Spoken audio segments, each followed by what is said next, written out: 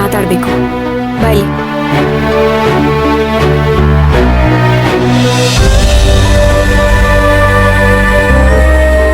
ಹೇಗಿತ್ತು ಇವತ್ ಕಾಲೇಜ್?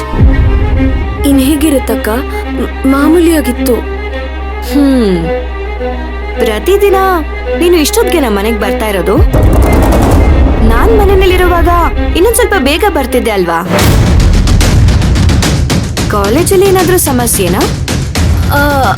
ಹಾಗೇನಿಲ್ಲ ಅಕ್ಕ, ಎಲ್ಲ ಸರಿಯಾಗೇ ಇದೆ. ಒಂದೊಂದ್ಸಾರಿ ಸ್ಪೆಷಲ್ ಕ್ಲಾಸ್ ತಗೋತಾರೆ, ಅವತ್ ಮಾತ್ರ ಲೇಟ್ ಆಗುತ್ತೆ. ಸ್ಪೆಷಲ್ ಕ್ಲಾಸಾ? ಸ್ಪೆಷಲ್ ಕ್ಲಾಸ್ ಅಂದ್ರೆ ದಾರಿಗೆ ಅಡ್ಡ ಹಾಕೊಂಡ್ ಮಾತಾಡ್ತಾನಲ್ಲ, ಅವನು ಸ್ಪೆಷಲ್ ಕ್ಲಾಸ್ ತಗೋತಾನ?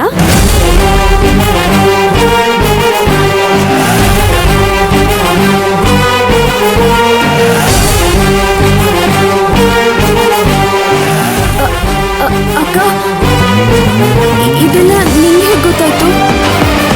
ಹೇಗ್ ಗೊತ್ತಾಯ್ತು ಅನ್ನೋದು ಮುಖ್ಯ ಅಲ್ಲ, ನಾನ್ ಕೇಳಿದ್ದು ಸತ್ಯ ತಾನೆ.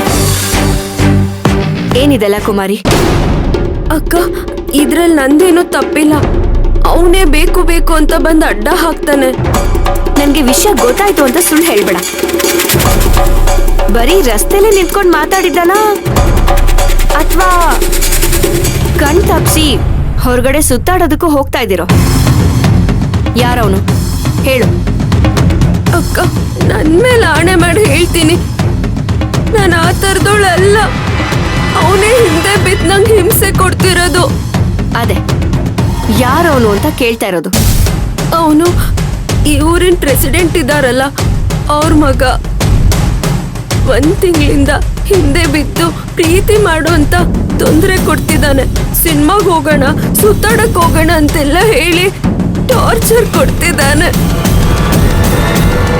ಯಾಕೆ ವಿಷಯನ ಮುಂಚೆನೆ ಹೇಳಲಿಲ್ಲ? ಹೇಗಕ್ಕ ಹೇಳಿ? ನೀನು ನಿನ್ ಗಂಡನ ಮನೇಲಿ ಕಷ್ಟ ಪಡ್ತಿದ್ಯಾ ಅಂತ ಗೊತ್ತಿದ್ದು ಈ ವಿಷಯ ಎಲ್ಲ ಹೇಳಿ ಇನ್ನಷ್ಟು ನೋವು ಕೊಡಕ್ ನಂಗೆ ಇಷ್ಟ ಆಗ್ಲಿಲ್ಲ. ಅದಕ್ಕೆ ಯಾರ ಹತ್ರನೂ ಹೇಳ್ದೆ ಅವ್ನು ಕೊಡ್ತಿರೋ ಟಾರ್ಚರ್ನೆಲ್ಲ ಸಹಿಸ್ಕೊಂಡು ಸುಮ್ಮನೆ ಇದ್ದೀನಿ.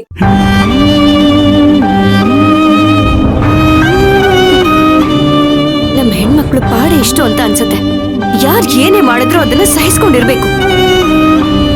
ಅದಕ್ಕೆ ಗಂಡಸರು ತಮಗಿಷ್ಟ ಬಂದ ಹಂಗೆ ಆಟ ಆಡ್ಕೊಂಡು ಹೋಗ್ತಾರೆ.